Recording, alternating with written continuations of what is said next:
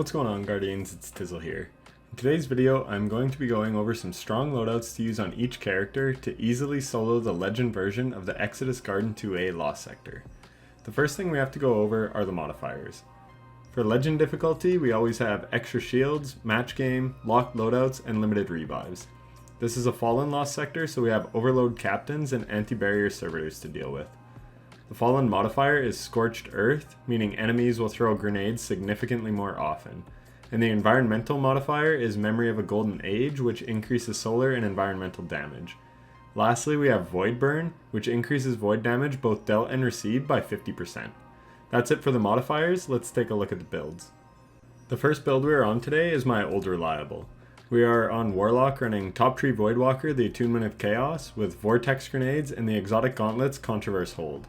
We're running a full Warmind cell build with Wrath of Rasputin, Rage of the Warmind, Global Reach, Warmind's Protection, and Warmind's Decree.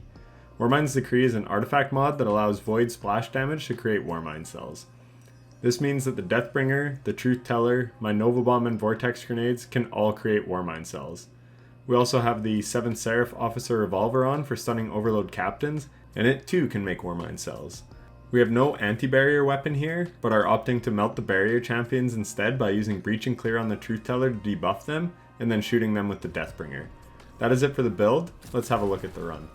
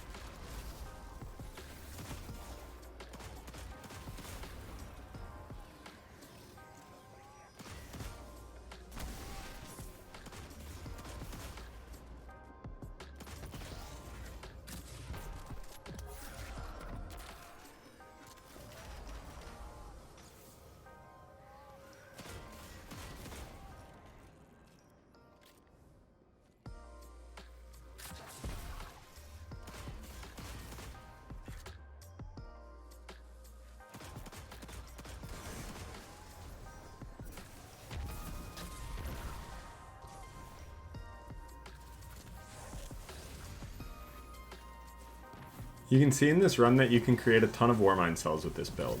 So basically the strat is to just take out the champion to spawn a Warmind cell, and then blow it up to clear the ads. In the final room before the boss, you want to get the barrier servitor down as soon as possible, as it makes the ads immune. Sadly, I do not do that in this run, and then I cannot deal with the captain right away. The other thing to watch out for is if you post up on the roof like I do, ads will literally teleport behind you and kill you. So keep your head on a swivel. This is a fairly easy Lost Sector to farm, but I don't enjoy farming it because of the barrier servitor making ads immune and because of the teleporting ads. There's just too much unpredictability in this Lost Sector. As well, in the boss room, the ads come at you very slowly, almost one at a time. So every time you go to deal damage to the boss, it seems like an ad runs up on you and distracts you. But if you can get over all the annoyances this Lost Sector has to offer, then feel free to farm it.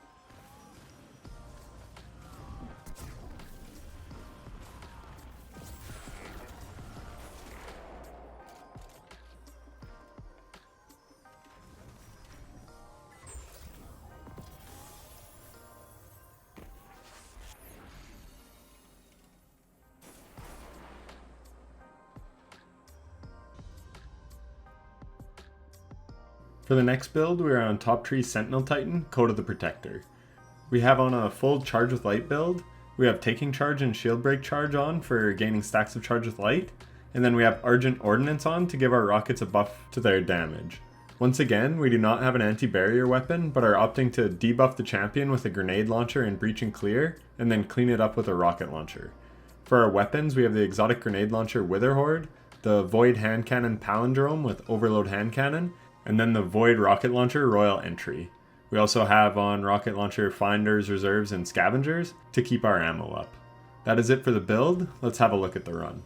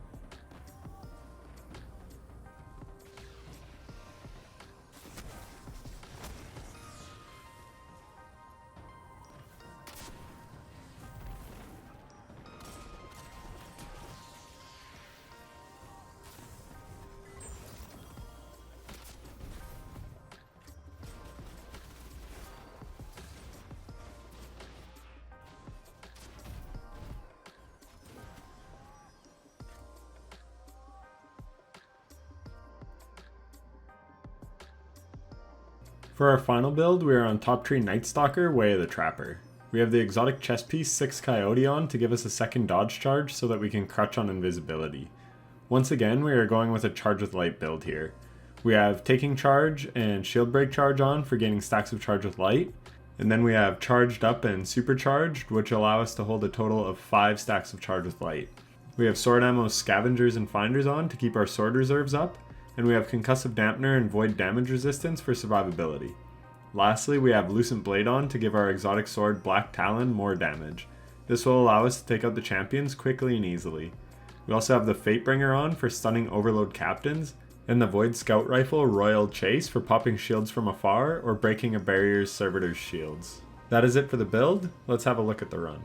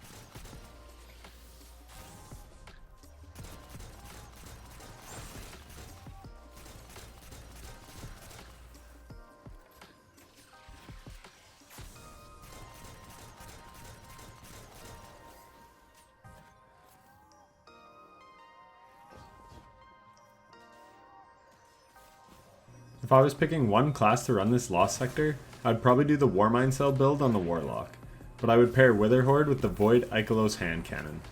We could use this hand cannon for stopping overloads, and it can also spawn Warmind cells. I would also use the Royal Entry rocket launcher and do the Breach and Clear debuff strat. And if you are low light, then I would probably run the Warlock build again, but with an anti-barrier scout instead of a grenade launcher. The reason I didn't show my ideal build is because in these Lost Sector guides, I try and show a variety of loadouts and playstyles. That way the viewer can use the weapons that they have in their arsenal. I know that not every player has every type of every weapon in every element, so I try and give a variety. But that is it from me. If you enjoyed this video or found it helpful, then a like would be greatly appreciated. And if you want to see more videos like this, then be sure to subscribe and hit the bell so you don't miss any uploads in the future. Lastly, if you have any other loadout suggestions that you like to use, drop them in the comments as they may help someone out. But that is it from me. If you made it this far, thank you so much for watching, I really do appreciate it. Happy Lost Sector farming, Guardians, and take care.